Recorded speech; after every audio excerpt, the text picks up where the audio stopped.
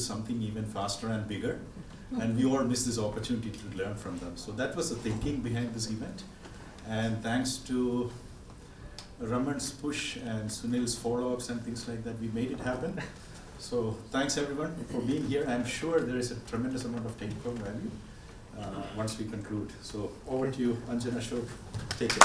Thank you. Worthwhile for everybody. So this is the plan. One is we're going to dispense with formal opening statements and introductions and stuff like that. We'll go through that as it goes. The way we will set it up is that it's as if Ashok and I have been having a conversation. Just a little bit of introduction. Ashok has done many, many more things than I have, but we have followed a broadly similar background. A large amount of time in InfoSys. Then he turned around two very large companies, very, very large companies. The last one being Conduent, which had 90,000 employees. Now he sits on the board of Kroger, a $70 billion company. Myself, I was with MindTree, and then I turned around, two other companies. As we were preparing, so my daughter said, "So you're going to talk to Ashok uncle?" Yeah. So what are you going to do? You're going to start off by saying that, "Ashok uncle, you don't have a job, I don't have a job." So what are we going to do? So both of us are currently, I'm a full-time homemaker and Ashok is full-time cook. So we're going to now we're going to move full speed in as if we are having a deep conversation and a curtain opens. We're not going to wait till the end for question and answers. Please, come in, give us maybe 10 minutes and then question and answer, just open it up. So conversation is going on and it is open now, okay? So Ashok, I was thinking about the Indian IT industry, right? The reason why all of us are here is because of leadership development and growth of companies. We're trying to think through that. The Indian IT industry, to me, is a petri dish of management, because between 1995 and 2000, so many companies started up. You didn't need any innovation. You didn't need to do some great product. You just needed leadership and you needed operations. And so many thousands of companies started, including every business house. They had the same access to capital, they had the same access to customers and same access to people. Few companies did well. Thousands died. What did they get right? So, I think the history of the Indian IT services company predates the mid-90s. So, most of these companies started somewhere in the early 80s, if you take the InfoSys, the Wipros, etc.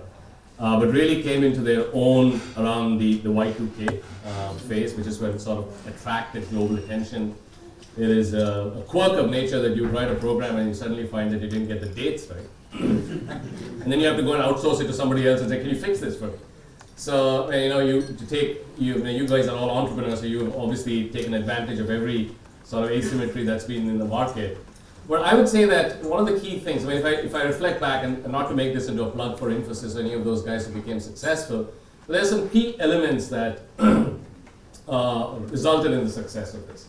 One, I would say, was India sort of invested very heavily in engineering education. If you remember, when I used to go to school in India in the mid-80s, there was a plethora of engineering colleges, donation, not donation, government, etc. So there was a huge army of engineers. But not that you need engineers to code, it's probably the wrong people to get to code. You need more arts people, but that's another debate we can have if you keep inviting me to places like this. The second is that we had telecommunication open up. So if you remember Sam Petroda and all of that good stuff happened. So there was, when I first came to this country, and I remember sitting across a client, Fidelity, and I was saying, "We can do this work in India." And they were like, "How?" I said, "Telecom, you go to sleep, give me the work, get up in the morning, and it'll be done by the next morning." And they were like perplexed as to how is that even possible? So I think that's one reason. But I think the more important sort of consideration is, if you look at companies, and you talked about corporate houses setting up. InfoSys, and I'll take that example since I spent most of my time there, had a single-minded purpose. It had no corporate background. It was not a big corporate house in India. It didn't come with any baggage and therefore the leverage that an Ambanis or the Birlas or the Tatas, etc. would have, no offense to their history and legacy.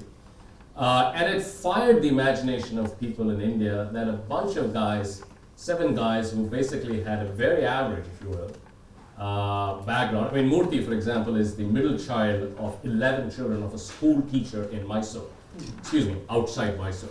So there is a lot of gumption, and there's a lot of assumed pride to the point of arrogance, intellectual arrogance, as Murthy would say, to be able to embark on a process. Today, you want to be an entrepreneur, you have, the Princeton Accelerator, you go to TiE, you say you have an idea. I work for private equity, so there's tons of money sloshing around, dearth of ideas. You say, I have an idea, boom, I'll fund you. So the gumption of doing this at a time. So that was one thing. The other important thing is he surrounded himself with people who were discreetly different yet complementary. So the 7 of them had nothing in common.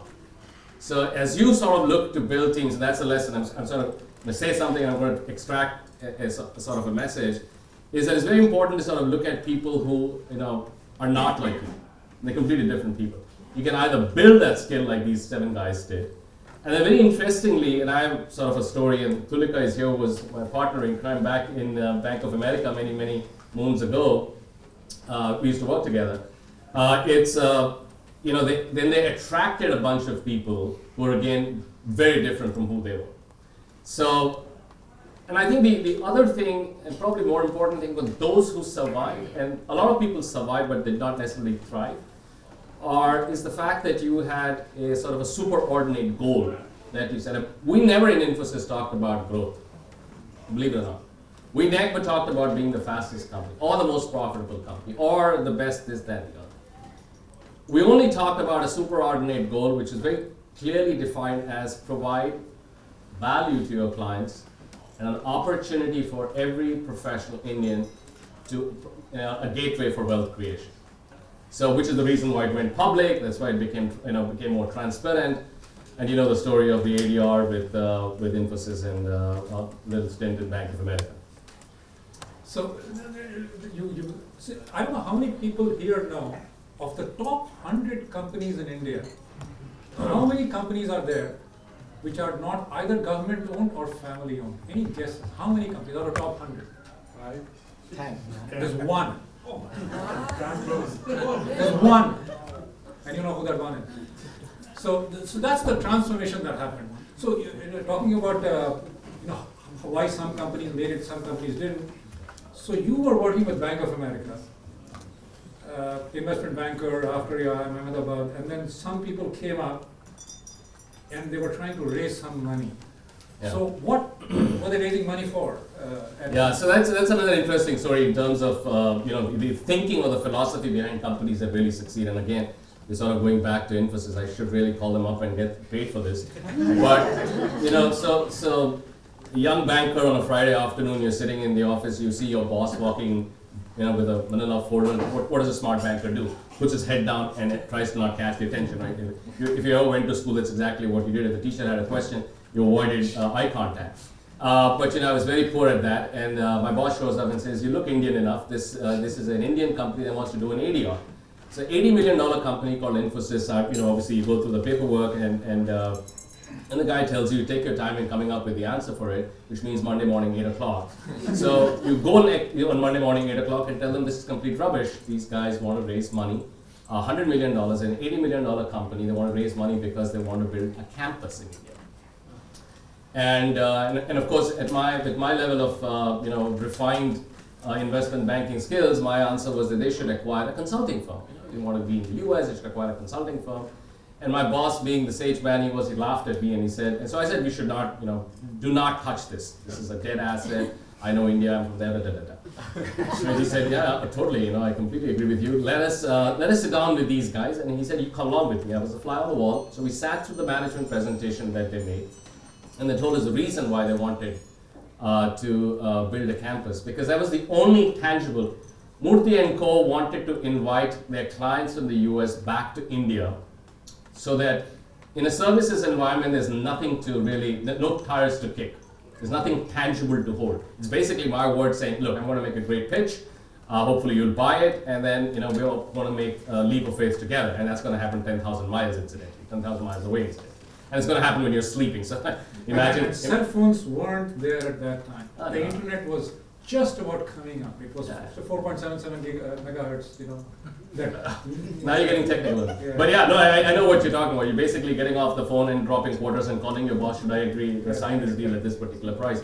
But the idea behind the campus, the raising the money and building the campus, was to sort of demonstrate to our clients who we were trying to sell to that by the time you take your drive from Bangalore airport to our campus, you will see a lot of not necessarily pristine environment, but you will come to a world-class campus which is going to be excellent in every aspect, whether it's sustainability, and this we're talking about late 90s in terms of sustainability, in terms of architecture, in terms of convenience, in terms of space available, in terms of the fact that the international standard at that time was 12 by 12, a cubicle. So that standard was sort of researched and evaluated. So that's the story of how I got into it, and then they looked at me after a couple of conversations and said, why don't you come and join us? And I said, my experience with computers is, Lotus 123, and WordStar, and the green IDMS screen, if you remember from good old IBM, and they said, that's the kind of people we need. We know how to code, and we know exactly how a computer works. We need somebody who can actually bridge the gap between the technology component and the problem solving. So what is the problem that people have, and how do you sort of bridge that with technology? But that's the story I spent a lot of time. But let me turn this over to you, Arjun, and I want to understand MindTree. Obviously you can't have a conversation with you around here without talking about MindTree, and I'll come to the difficult question later on. But MindTree, you were at Cambridge Technology Partners. Right. It's a great company. And then you suddenly decide to get together with sort of relatively strangers. Absolute strangers. And start a company. Must have been quite a conversation that night at home. So one is, if I knew how tough MindTree would be, I don't think I would have done it. I think it was, but Jesse said something the other day which is so true. MindTree was one of the only companies that the bus had left. The services was, as I said, I could dumb it down by saying you needed no innovation. To make a great services company, you needed no, you didn't need to think that I need to build this product for this customer. You just needed to be a good person who was willing to work really, really hard, and you needed to pave the way ahead. So it was relatively easier. But the bus had left after the dot-com bust. So MindTree started August of 1999. The reason MindTree was not that difficult a decision was, now it started in August, but we decided about a year back. I was in Cambridge. You just mentioned, I had left India a while back, and I wasn't always in my life, I was in the services industry. And to me, I had become an quote-unquote American. So, these Indians, they don't really understand business requirements, they don't understand anything. They just say, okay, some Y2K stuff. Okay, InfoSys, okay, $68 million is their annual report, 68 million. Cambridge was $7.5 billion. We were adding like multiple $100 million of business. So sort of looked down upon it to some extent, apologies. And then, but one thing I knew is that there was something wrong. You say that if you feel that there is something wrong somewhere, then there is something wrong. So in Cambridge, while we did very good work, it was all around software. The minimum billing rate was $1,500 an hour. A guy fresh from college, guy doesn't know anything, and it's minimum size of a project. The customer opens his mouth, 5 million. A little longer, 7.5. And I know India. Unfortunately, internet was still sort of not that cheap. If you remember, VSNL was 24,000 rupees for an hour. 24,000 rupees for an hour. But I knew that there was something there. And what happened is, I was in Wipro before, in the 80s in India. And in 91, India liberalized, and people from Wipro started traveling. And then Wipro was selling at about $80 a day. And here I was charging $1,500 for my junior most level. So when Mr. Premji had his annual strategy meeting, he called us, called me actually for a talk on how to do consulting-based sales. And fast forward from there, Ashok Soota came along. Ashok Soota was just a phenomenal person. I learned so much from him. I just, it was like he was pouring milk and I was drinking it up in terms of management skills. And he came, and then I was a kid at that time. You know, we were a small group. I was chronologically number 3 in MindTree. Subroto Bakshi, many of you might have read his book. He communicates very well. And Subroto, and then he brought in a guy called KK, who was the NASCOM chairman. KK Sundi knows all these people extremely well. And I was number 3. And we wrote a business plan.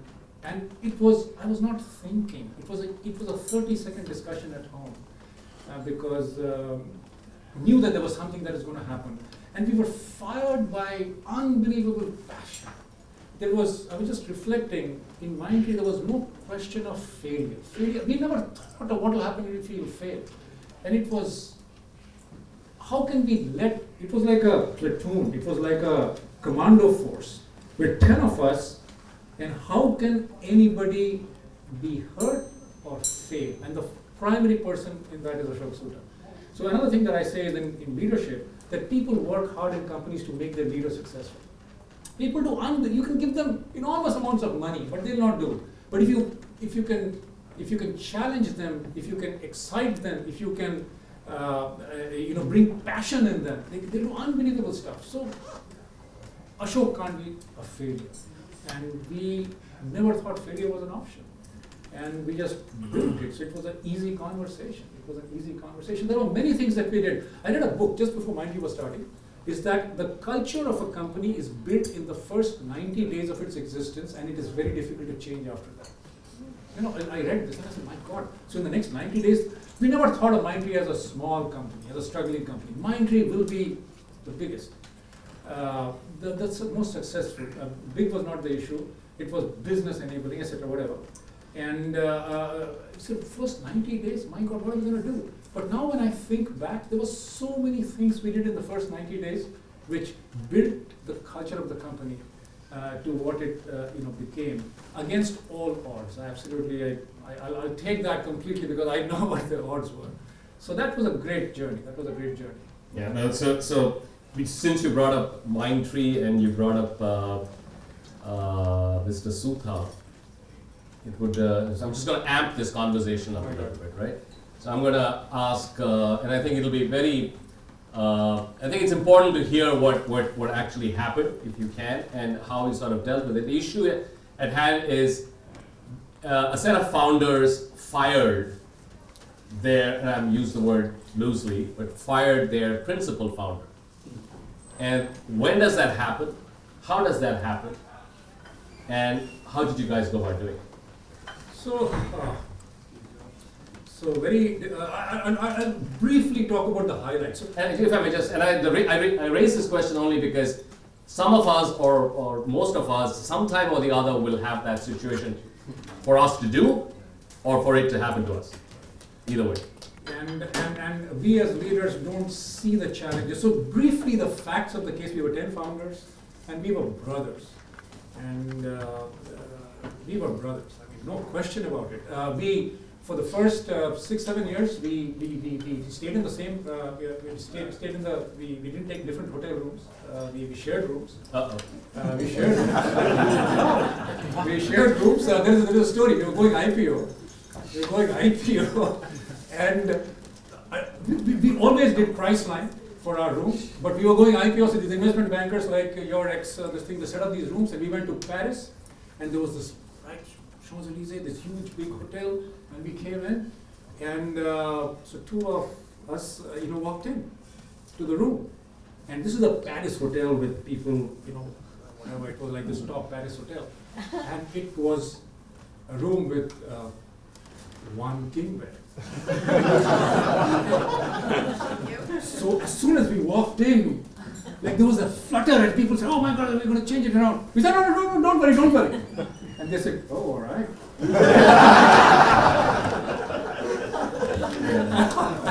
Anyway, this was, how road shows are, and you're so tired, you just want to go to sleep. Anyway, so coming back, the facts of the case, and I'll become very, very serious right now. I'm not technically sharing anything which is not in the public domain, but to find this out, it's going to take you a lot of research.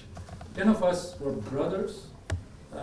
We went public. We started in 1999. We went public in 2007, and all of that. Ashok Suta was 24 years older than I was, 15 years older than KK and Subroto, who were the next people. I was sort of third tier, Ashok, KK, Subroto, myself.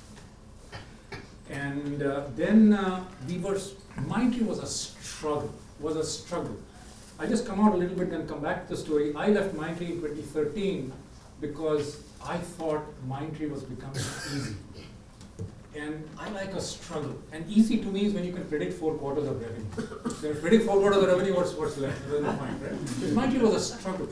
So 2010, we bought a company called Kyocera Wireless. And Ashok wanted to build a phone from India. HTC had HTC was a white label phone manufacturer, and HTC wanted to become HTC, which has become now. So Ashok thought that there was a space for a white label phone manufacturer in India, and he was very passionate about it, and it was a genuine thought. So he wanted to build a phone, and building a phone in services is very different. So that led to some serious problems. Brotherhood got challenged, and I don't go into the gory details, but we separated. It was incredibly difficult. I can't tell you. It's not that I was crying that night or that day. My children were crying. Everybody was crying. How do you do that? I do believe that, here again, I'll come back again a little more, that was grave and serious, I'll come back a little bit. The power of a good board, I saw in that experience. It was all of us who were all together. The board was always there, hey, show some slides and they'll clap and they'll go away. But you need to have a board which can be independent. Doesn't need to be independent, but can be independent if they want to be.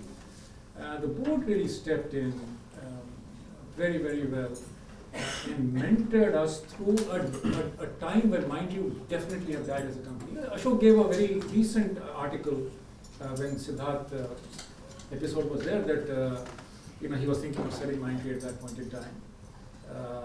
And MindTree would have been sold for less than $200 million.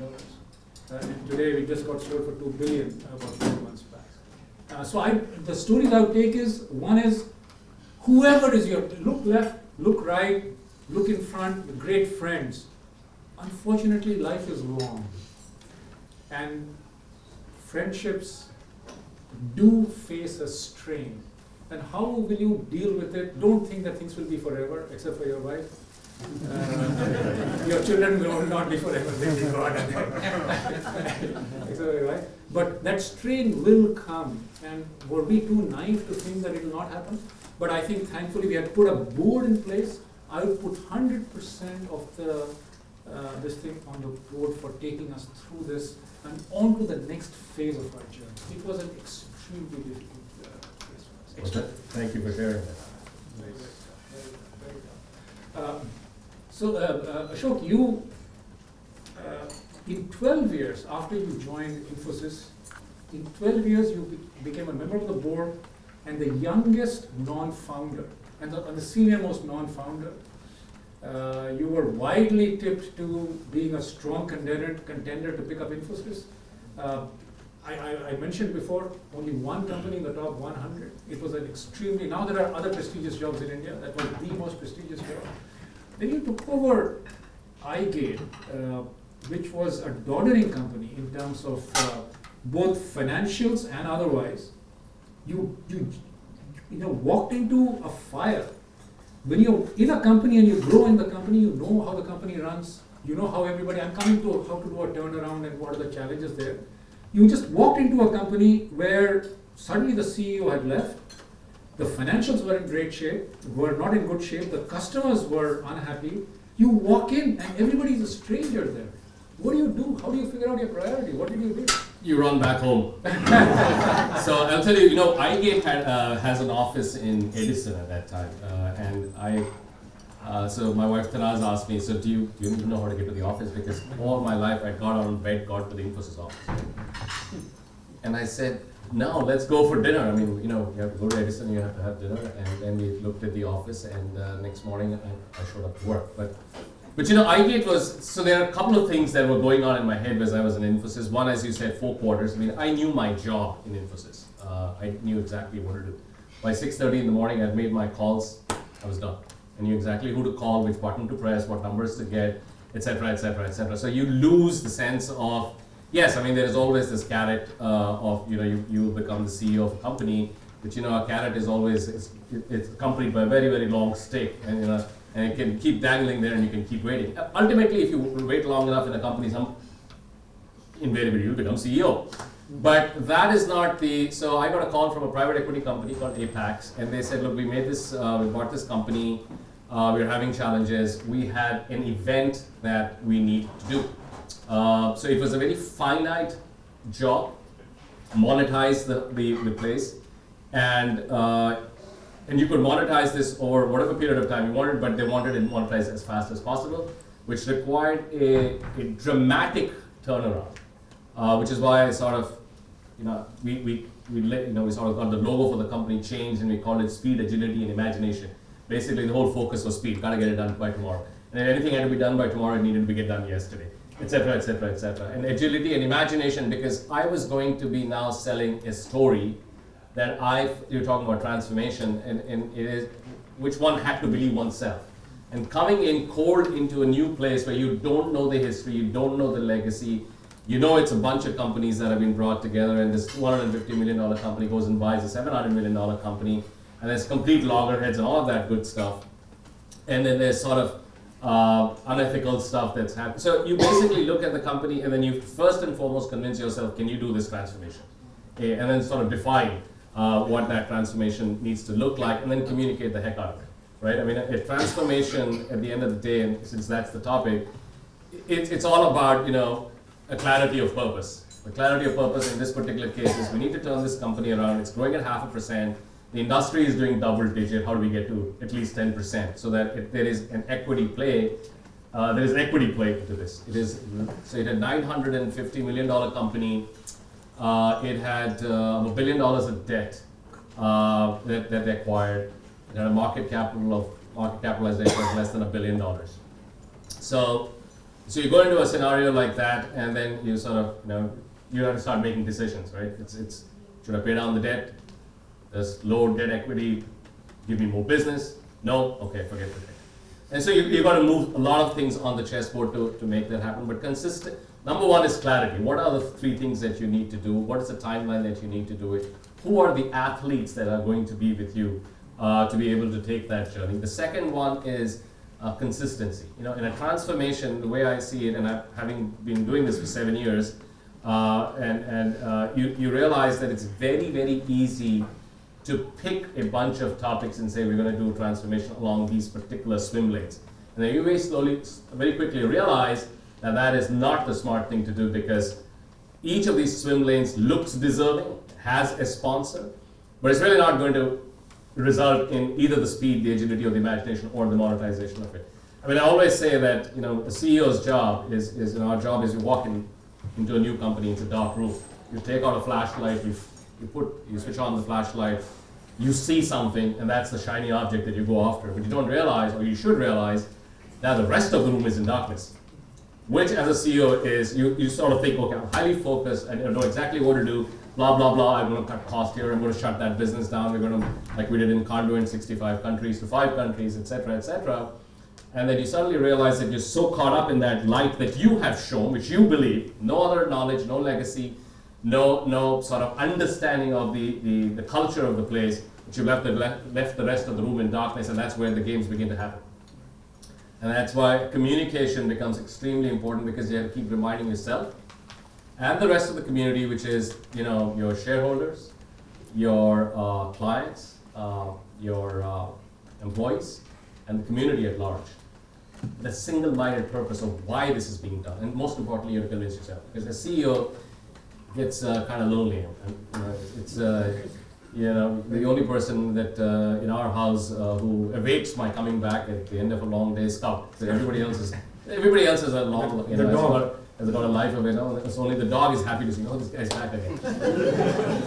So that is an important part of understanding that you sort of remind the ecosystem, and then there's consistency. So it's clarity, it's consistency, and it's communication. Communication is just over communicate, because people lose their way even if they know why it's being done. Your senior management team, people who have been journeywomen with you for periods of time, will forget why we are, because I've had situations where we've had our offsites and people have looked at me, in fireside chats where they have said, why are we doing this again? And why are we doing this again needs to be responded to again and again, no matter how. And I always used to feel, but I just told you guys. I mean, when I hired you, I told you, the appraisal I told you, last board meeting I told you, you gotta do that. And to your point about the board needs to understand. Now, being on public boards myself, you have literally, your memory is like the half-life of a wasp. I mean, your board meeting is over, you had a good dinner, you're gone, you never remember that again. But the board needs to be told, the board needs to be reminded, and the board is actually a great, like you said, a great platform, if you will, or a sounding board to sort of better reflect what your thoughts, etc. are. And therefore, picking the board is, I mean, as you guys build your companies and as you grow and all of that stuff, and some of you already have it, picking board members, usually, in my experience, is being friends, family, etc. But picking a board, in my opinion, is probably the most important thing that you can do as an entrepreneur. Absolutely.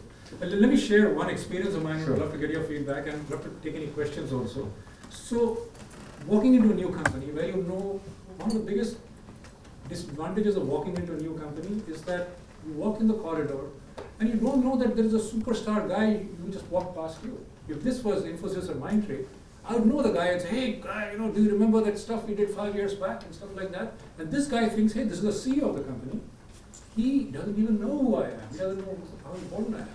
So you brought up the issue of values and mission and vision and stuff like that. I'll give you an experience. I walked into a company, and literally on the second day I got the 15 senior most people in the company together. And I asked them, I didn't tell them why I called them. A new CEO, you just, whoever you call, everybody shows up. So I said, can you tell me what the mission of the company is? Write on a piece of paper. And where does the company want to be in 4 years' time? And everybody diligently, wrote down the mission and the vision of the company. 15 of the senior most people in the company. And there were 15 completely different statements. One said we'll be a product company, one said we will be only in cloud services, one said this, one said, it was completely different. And so in that case, it was an extreme case where it was probably not even well defined. But even if it is defined, people don't know how to make any sense of it. And the job is to just constantly, you get sick and tired of saying it, but every time you have to say it as if it's the first time. I'll give one more quick story and then I'll come back. This was in MindTree. We had a big sales presentation going on. And this was a very large company which had come. And we were talking about our culture and our values and how we are all together, etc. So the CIO says, hey, hold on one second. So all the people, we were 25 of us in the room. Remember those meetings where everybody was there? So 25 people in the room, the CIO, their henchmen, everybody there. CIO suddenly said, hey, just you guys go on, I'm just going to be back, okay? And this was a lady and she walks off and comes back after 15 minutes. And the meeting is going on, but she was the big boss, so it was sort of not going on. So she comes back, we thought she's gone for a phone call or something. She said, you know what, it's okay. What you guys are saying is all right. So what happened? She went out and she just caught people in the corridor. She took the elevator, went to different floors and said, what's your mission of the company? What's the mission of the company? Why do you work in this company? And one of the things that one guy said to her, and I still remember, he said, why do you like working for MindTree?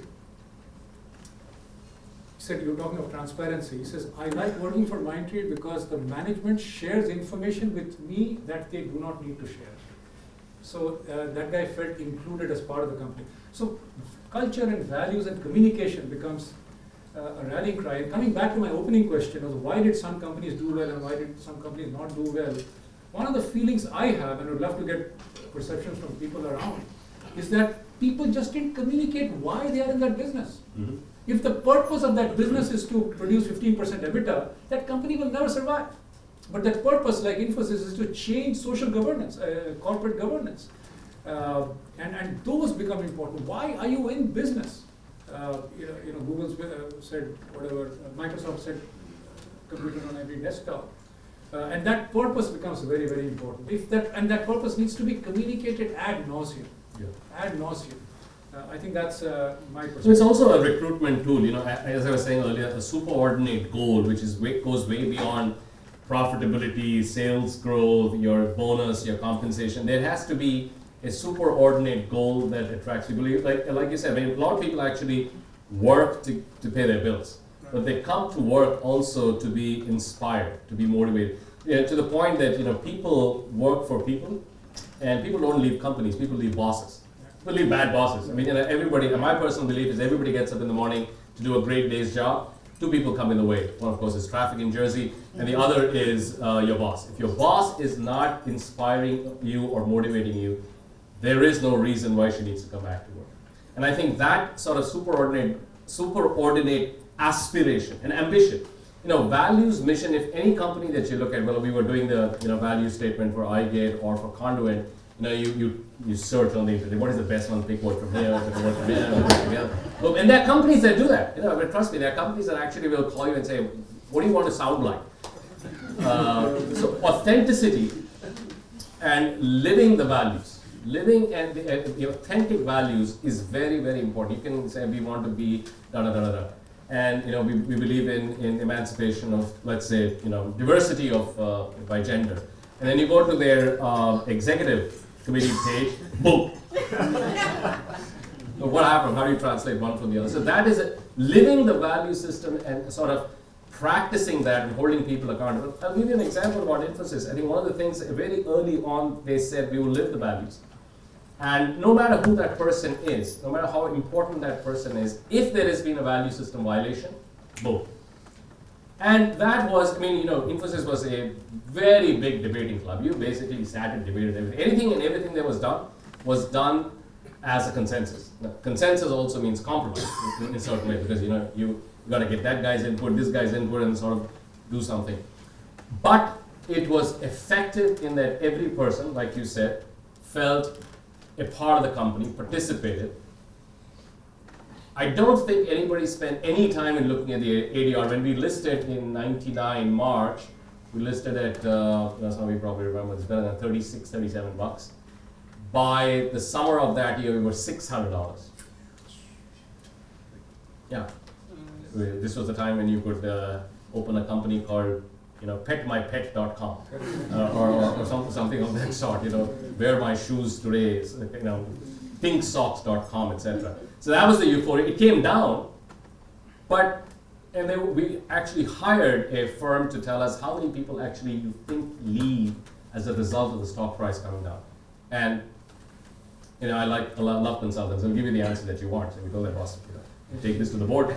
This is exactly what you're saying. No, honestly, there was nobody who actually said they were leaving because of this particular thing. I think values and culture. Any questions, anybody? Yeah. Just a question on corporate governance, because both of you touched on that quite a bit. So, when we talk to US-based companies, and there's no question they know the talents available in India. A lot of the companies want to establish a partnership with a company in India or invest in a company. Talent, the drive, all that is a given. But the big hang-up is corporate governance with the companies in India. If things hit the fan, will the board be able to control the situation? How do we trust, the diligence been done?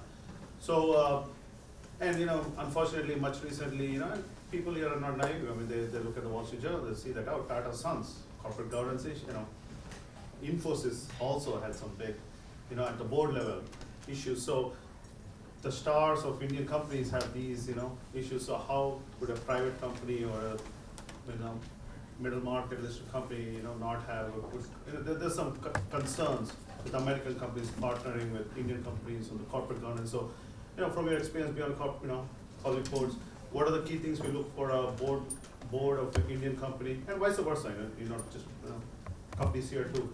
What should we look for when we partner with other companies at the board level? And if I'm an entrepreneur and if I want to set up a board, what should I look for in prospective board members? Yeah, that's a great question. Do you want to give it a shot? So clearly there is a sort of a question mark that hangs over Indian corporations, especially from a governance perspective. And there's, if you really, it's only now that there are rules in terms of tenure of board members. Earlier, it was you could call yourself an independent board member, but you actually were an insider because you've been on the board for 20 years for public companies. A lot of companies in India still, they call themselves public, but their shareholding is not very widely distributed, if you will. It's still very promoter-centric, which is why if you look at Indian corporations, the promoter plays a very important role in terms of establishing. They travel to the markets, they travel to meet the clients, they spend a lot of time, inordinate amount of time in bringing board members. So I would, to your point, if you're looking to partner with a company in India, definitely if it's a large public company, you need to look at the board, how many of those board members are in different types of boards. Are they on the board because, they are from a bank and now they're retired? So, how many of them are active executives who can bring that fresh perspective in? And as well as how many international people, if you're in the US, how many people from the US actually have done enough due diligence? Because if I join the board of a public company, there's a battery of legal expertise that you bring to bear because it's your reputation online and so on and so forth. So you've got to look at that.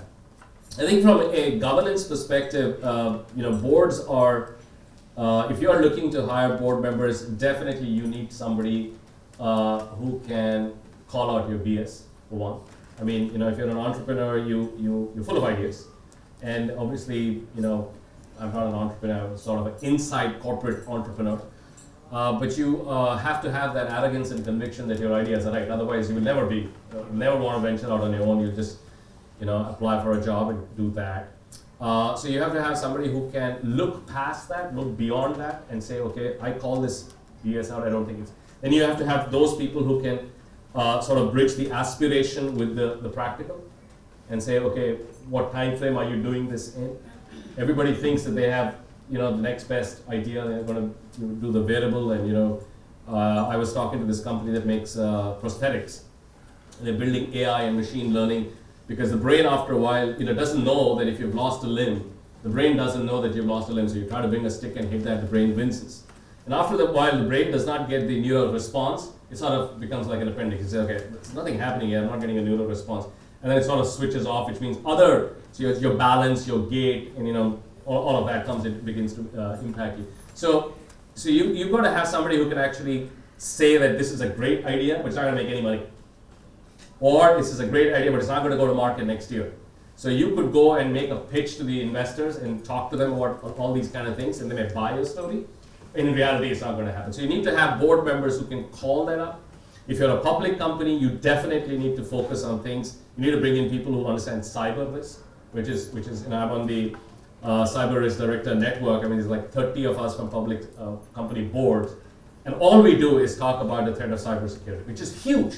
And in Conduent, we ran a payment business. We did about $750 billion. Yeah, $750 billion of payments business. So every time you get a ticket, now don't kill me, in New Jersey for a red light, that's me. Every time you go through Holland Tunnel, that's me. So Kaching, thank you for traveling so much. But the important thing is that has implications for GDPR, which is completely outside. So somebody in the board, in our board, that actually has European experience and payments expertise. So you are a guy who comes from Europe, you rent a Hertz car, you have a credit card that's a European card, you do a traffic violation, or your card gets compromised. Per GDPR, you're liable. 1/4 of your company is liable. So there are these sort of boards, essentially, they have a fiduciary responsibility, but boards, most importantly, they're looking for people are those who need to look out for black swan events.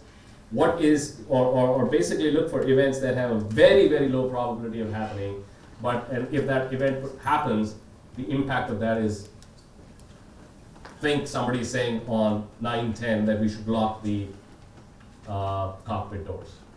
So you know what I mean. Questions, anybody? Yeah? Just to follow up on your point, sure. So, how does one choose a board member? Is it about have they been successful entrepreneurs, or is it about are they in your domain? Just to go with your point, like they should be able to call you BS, right? Well, what do they call you BS because they don't know what you're talking about? Yeah, that's a great point. So I'm on the board of Kroger, which is a Fortune 17 super market grocery store, etc. My board actually asked me to go onto that company's board as a development opportunity. I know nothing about grocery. I don't even do grocery. There is a company called Amazon that has this delivery and blah, blah, blah. Right? So yeah, there's an app and you just say bananas by tomorrow morning and bananas show up. It's a huge, you know, people, so I bring a technology sort of a background to that board. You need to bring perspectives. And when I say BS, I don't want to sort of trivialize that. The point is that you should be able to call out or put a contrarian view. A supermarket like Kroger, I mean, and I'm not spilling anything, it needs to understand the impact of, you know, Amazon, understand the impact of a company like Blue Apron. It needs to understand the changes that are happening, what the difference between a micro delivery site and the fact getting your food or your grocery same day is huge. I sat in my first Kroger board meeting and we had a presentation on grapes. It's a $14 billion business.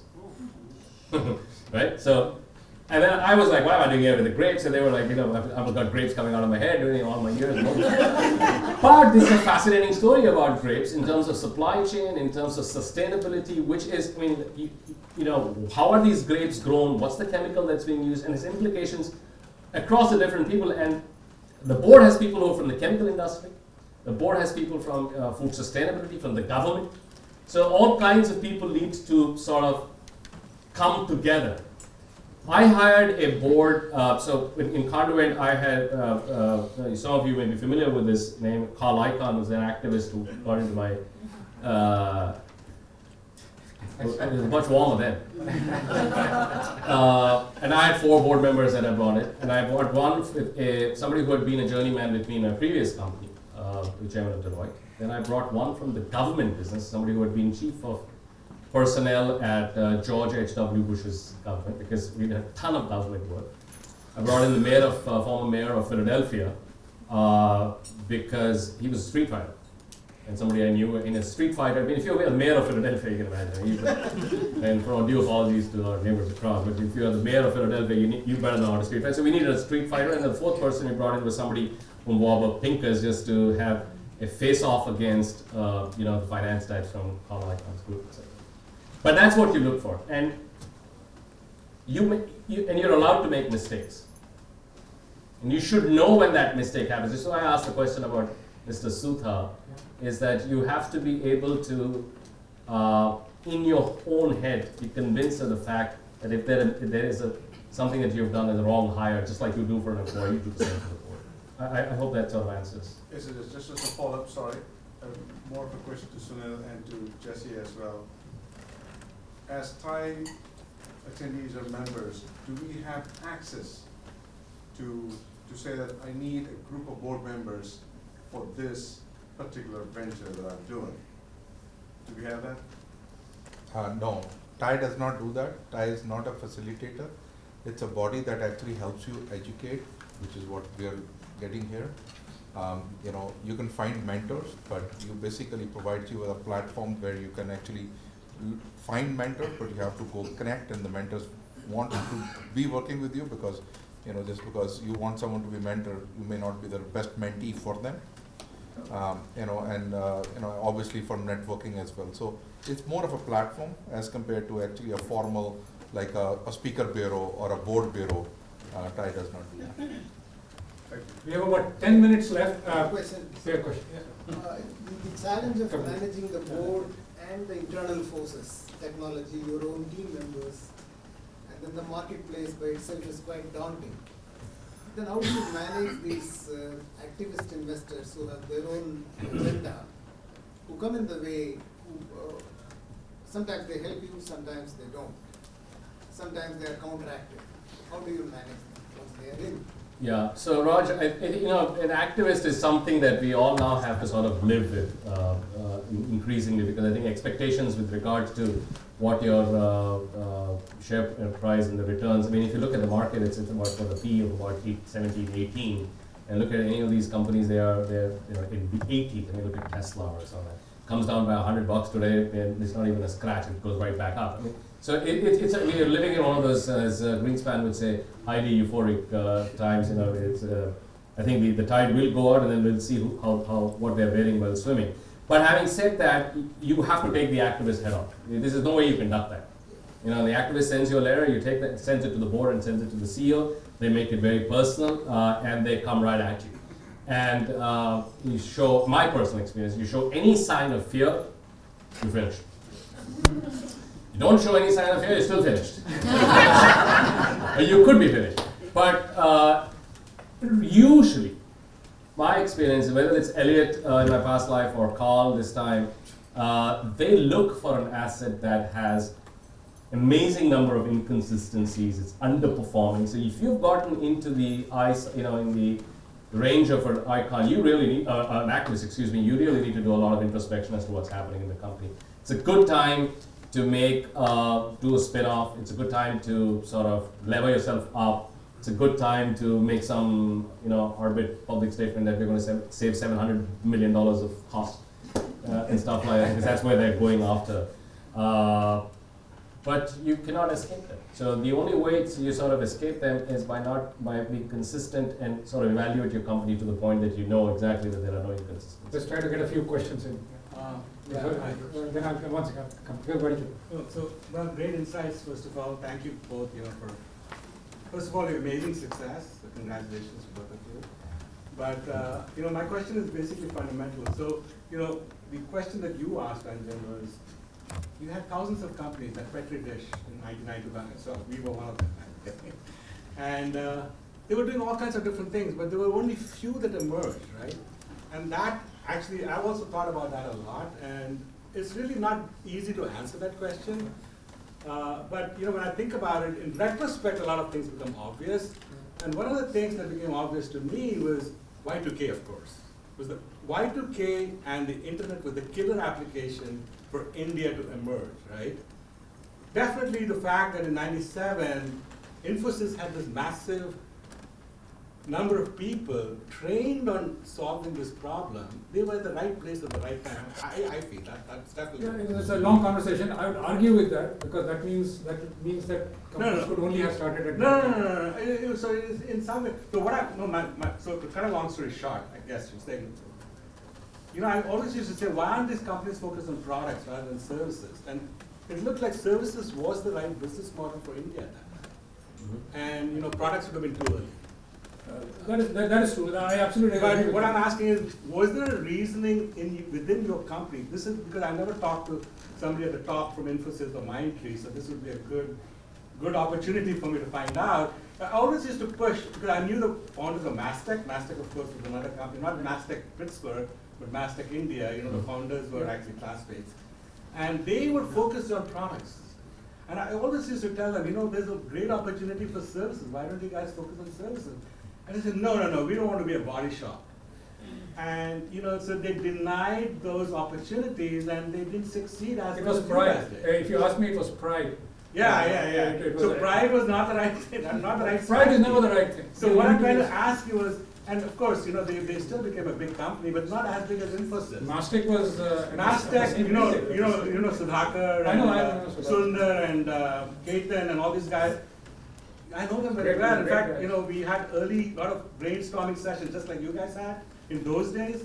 And I used to tell them, hey, there's huge opportunities. Why don't you guys go after services? They did. But anyway, so my question is, what was the thinking within your company? That's all I wanted to know. Yeah, so let me give it a shot, and then maybe you can. So Sorry for the long question. No worries. I mean, it's actually a great question.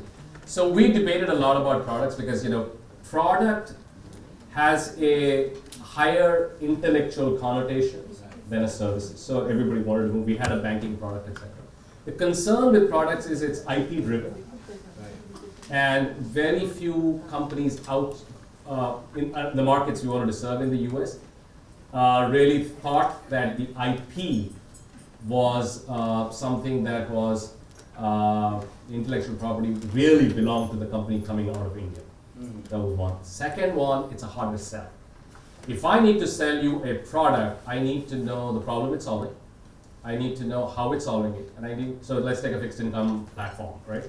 And I need to know everything about fixed income, so I need to have a higher level of domain capability. I need to know a lot more about technology. Why yours, why not Pega, this, that, the other.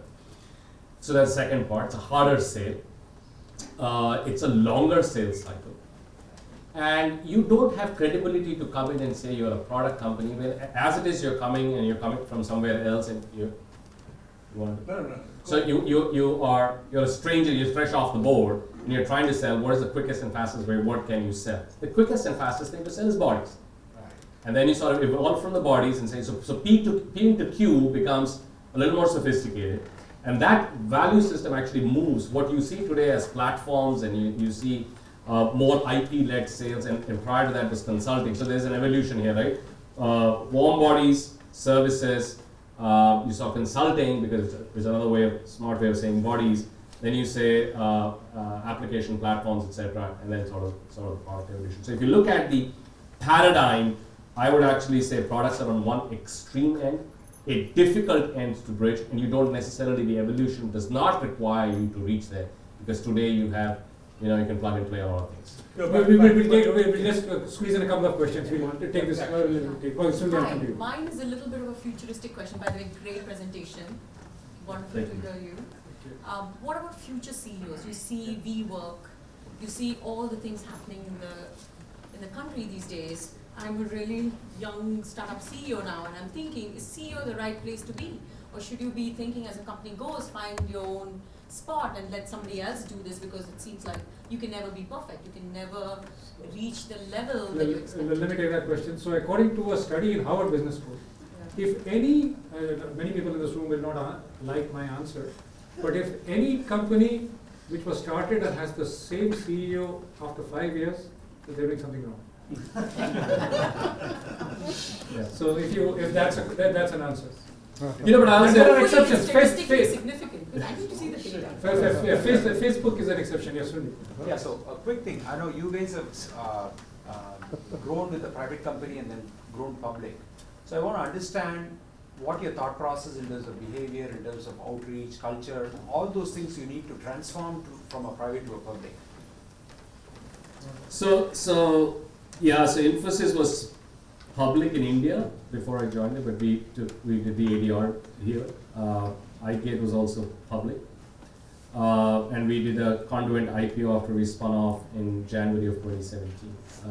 It was a division, so it was a private company. There is a tremendous amount of culture. So the thing that you get when you become a public company, of course, your report card gets read out to you every 90 days. So that's good, and that's bad, because then your investment thesis sort of gets limited, that I need to go in front of the market. So guys, what are you talking about? The ROI on this is 4 years, forget about it. So you have that problem, which is good in the private market. The other good thing is that it's transparency. It creates a culture of discipline. It creates a culture where you sort of stick to what you say and you don't get any surprises. I mean, yeah, you get surprises, which everybody does, but so you sort of create the systems, processes, and the infrastructure, if you will, to sort of cater to that. Again, I am not necessarily a big proponent of public companies. I am, because it creates transparency. It creates it takes away the asymmetry in terms of information. Every information essentially anyway at the end of the day is asymptotic, so you're never going to get the right picture, but it removes the asymmetry, which is important, because an investor, a shareholder, is as important a stakeholder as your employees or clients. So I would say there is when you make that shift, systems, process, culture, language, behavior, some good, some bad, all of them change or need to change. Otherwise, you cannot do that after you go public. All of this is the pre-IPO stuff. Yeah, it's not just about trying to. The most exciting part about the IPO is actually the worst thing, when you sit down to actually price the IPO. And some of you must have done this. It's great fun, because you come in and say, "Oh, I think we should be listing at 65." The banker looks at you and says, "Yeah." How did you come up with that number? No, because my friend's company listed. Only one comment I'll make is, a well-run private company and a well-run public company characteristics are pretty much the same. Exactly. Pretty much the same. You're not going to take a private company public unless it already has the characteristics of, because it's a very, very tough hill to climb. And we have time for just one more question. We just had the great success on the achievements of the 2 Indian ethnic origin CEOs.